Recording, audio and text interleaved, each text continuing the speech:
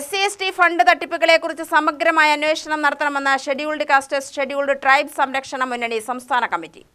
Aided വിദ്യാഭ്യാസ സ്ഥാപനങ്ങളിലെ അധ്യാപക അനധ്യാപക നിയമനങ്ങൾ PSC മുഖേന നടത്തണമെന്ന് സംഘാടകർ വാർത്താസമ്മേളനത്തിൽ ആവശ്യപ്പെട്ടു. PSCക്ക് വിടണമെന്ന് നിരവധി കമ്മീഷനുകളുടെ ശുപാർശകൾ ഉണ്ടായിട്ടില്ല. മാറി മാറി വരുന്ന സർക്കാരുകൾ ഒന്നും ചെയ്തില്ല.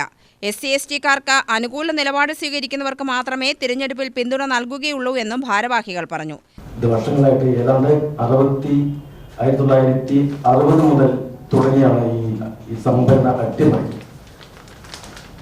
സുപ്രീം കോടതിയുടെ അനുമതിയോടുകൂടി 1958 നിലവിൽ വന്ന കേരള വിദ്യാഭ്യാസ നിയമത്തിൽ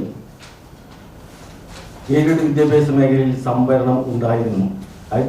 സുപ്രീം കോടതിയുടെ അംഗീകാരത്തോടുകൂടി 1958 നിലവിൽ വന്ന കേരള വിദ്യാഭ്യാസ നിയമത്തിൽ എയ്ഡഡ് വിദ്യാഭ്യാസ മേഖലയിൽ പട്ടികജാതി പട്ടികവർഗങ്ങൾക്കും മറ്റു പിന്നോക്കക്കാർക്കും സംവരണം ഉണ്ടായിരുന്നു.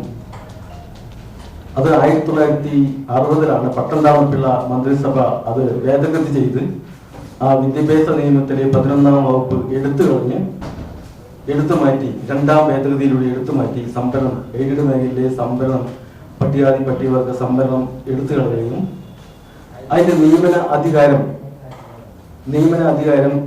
എയ്ഡഡ് സ്വകാര്യ മാനേജ്മെന്റുകൾക്ക് സ്വകാര്യ വ്യക്തികൾക്ക് നൽകുകയും ചെയ്തു.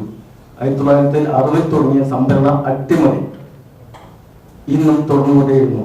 ഇടതുപക്ഷവും വലതുപക്ഷവും മാറി മാറി ഭരിച്ചിട്ടും ഇതിലൊരു രാഷ്ട്രീയ തീരുമാനം കൈക്കൊള്ളുവാൻ ഇവർ മടിക്കുന്നു.